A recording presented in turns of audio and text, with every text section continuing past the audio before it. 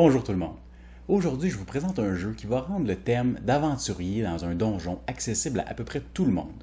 Il s'agit du jeu Dungeon Fighter, un jeu pour 1 à 6 joueurs dans lequel vous incarnez un groupe d'aventuriers qui s'aventurent dans un donjon et qui vont devoir vaincre tous les monstres dans le donjon. Mais pour effectuer l'exploit, vous allez devoir utiliser votre dextérité et votre adresse. Allons voir comment on y joue. Dungeon Fighter est un jeu coopératif, alors les joueurs ont comme but commun de parcourir un donjon et de vaincre tous les monstres qu'ils vont rencontrer.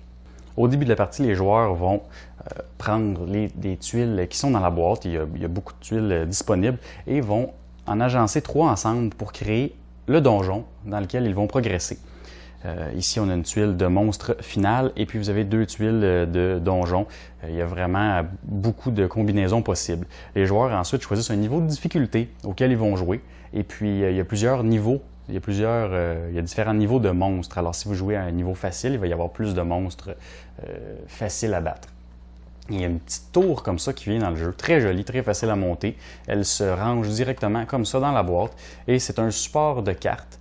Et vous allez pouvoir mettre vos monstres par niveau dans la tour. Et ça va tout simplement faciliter les choses. Et puis, vous allez placer au-dessus le monstre final que vous allez combattre à la fin de votre parcours dans le donjon.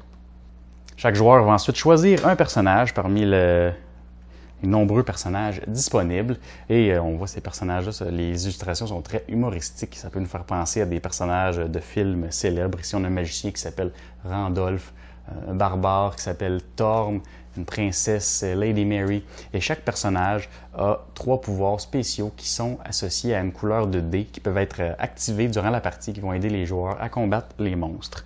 On garde le nombre de points de vie des joueurs avec... chaque joueur garde son nombre de points de vie avec un marqueur. Et puis, vous voyez ici le coffret d'équipement des joueurs. Ça, c'est les dés auxquels les joueurs vont avoir accès parce que les combats se font avec des dés. Et là, je vais vous parler de justement comment les joueurs vont combattre les monstres.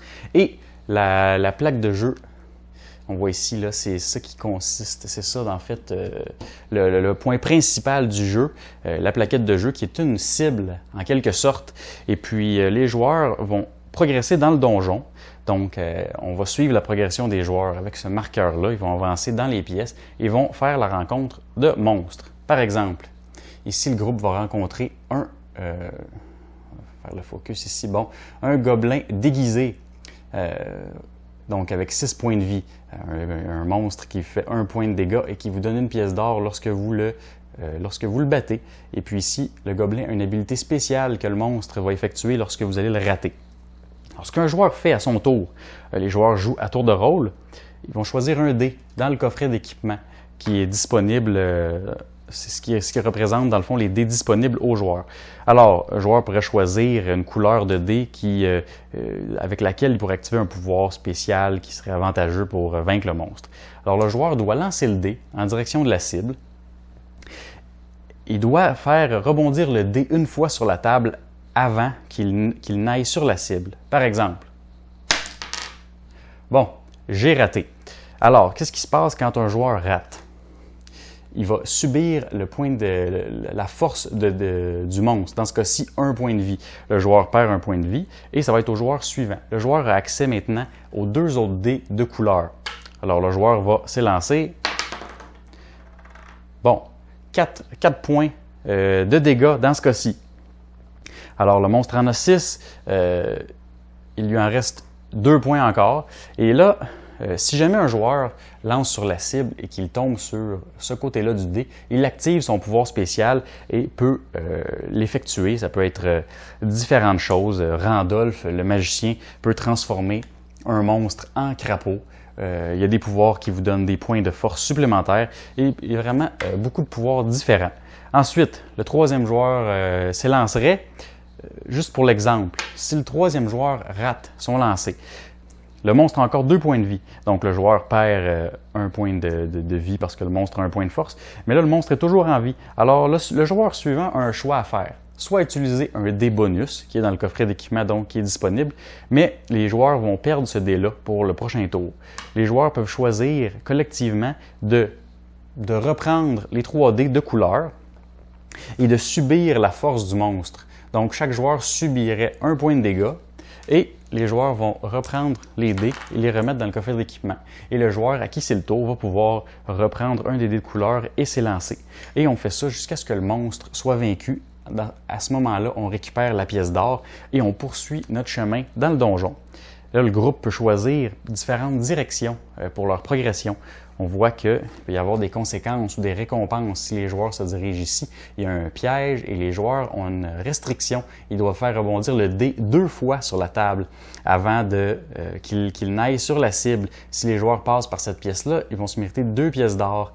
Mais le chemin ici est plus difficile, mais est plus court. Donc, les joueurs vont avoir à affronter moins de monstres. Donc, c'est un petit choix que les joueurs ont à faire.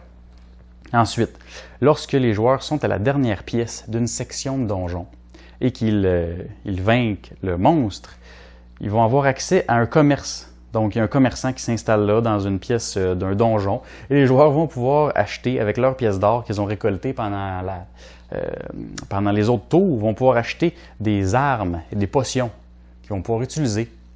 Ça va les aider à vaincre les monstres. Donc, il y a vraiment un côté humoristique qui est très présent. Donc, ici, on a une espèce de boomerang. Mais pour l'utiliser, les joueurs vont devoir le joueur qui va l'acheter va devoir faire rebondir le dé sur la boîte du jeu avant qu'il n'aille sur la cible. Ça va lui donner plus 3 de force. L'épée de l'amitié. Le joueur va devoir utiliser la main d'un autre joueur pour lancer son dé. Ça va lui donner un bonus de 2. Ici, on a les souliers Air Max de Hermès. Et le joueur va devoir sauter et il va avoir un bonus de 2 de force pour son combat. Donc, évidemment, les cartes ont un coût. Ici, on a une potion qui va donner 2 points de vie à tous les joueurs du groupe. Alors, les joueurs vont pouvoir s'acheter plusieurs outils qui vont être très utiles et également des dés bonus, des dés blancs, parce qu'ils vont en avoir besoin. Plus la progression dans le donjon, plus vous progressez, plus les monstres vont être difficiles à battre. Donc, vous allez avoir besoin de plus de dés. Et vous pouvez en acheter jusqu'à 9, je crois. Ensuite, évidemment, les joueurs vont perdre des points de vie au courant de la partie. Lorsqu'un joueur tombe à 0 point de vie, ce qui se passe, c'est qu'il s'évanouit. Il va pouvoir revenir dans la partie seulement au tour suivant, mais il va revenir avec une cicatrice. Alors, vous allez devoir choisir une habilité spéciale que vous allez cacher. Et vous ne pourrez plus l'utiliser au courant de la partie et vous revenez en jeu avec 3 points de vie de moins. Et si vous vous évanouissez 3 fois, bien vous ne revenez plus en jeu et vous êtes mort. Mais vous pouvez quand même gagner si les autres joueurs réussissent à franchir le donjon, toujours en vie. Évidemment, si tous les joueurs s'évanouissent pendant un combat, vous perdez la partie. Les joueurs vont devoir combattre une multitude de monstres avec des illustrations très comiques. On voit ici Shady Guy, un type louche. Quand vous combattez ce monstre-là, vous devez absolument faire dos à la table avant de lancer le dé. Ici, on a un ours mignon. Vous allez devoir mettre le dé sur votre main et faire une pichenote pour le lancer. Ici, on a le vétéran retraité. Donc, il y a vraiment une multitude de monstres très originaux. Et même les monstres de fin sont très drôles. Je vous en montre seulement un ici. Vous avez 10 gobelins et une épée avec un pouvoir spécial. Donc, un jeu qui est très, très original. C'est pas facile. Hein? Vous voyez que sur la cible, il y a 4 trous. Si jamais vous touchez à un os, vous ratez automatiquement. Si vous touchez au rebord ici, vous ratez. Donc, vous allez avoir besoin de beaucoup d'adresses pour vaincre les monstres. Bon, il y a beaucoup de choses que j'aime à propos de ce jeu-là. Premièrement, le thème. C'est amené de façon superbe. Si vous aimez le thème de donjon, vous allez apprécier les illustrations qui sont, à mon avis, magnifiques et vraiment très drôles. Mais si vous n'avez aucun intérêt pour le thème, comme plusieurs de mes amis, vous allez quand même apprécier le jeu. Le côté adresse, le lancer de dés va vous garder quand même intéressé dans la partie, tout au long de la partie. À chaque fois qu'on joue, on passe des moments super. On rit tout le long de la partie. C'est vraiment très drôle. Moi, je prends un vilain plaisir à me procurer les armes les plus difficiles à utiliser parce que quand je réussis un lancer qui semble impossible, tout le monde autour de la table devient fou. Ça crée vraiment de belles réactions. C'est super drôle. Faut pas avoir d'orgueil quand on joue au jeu.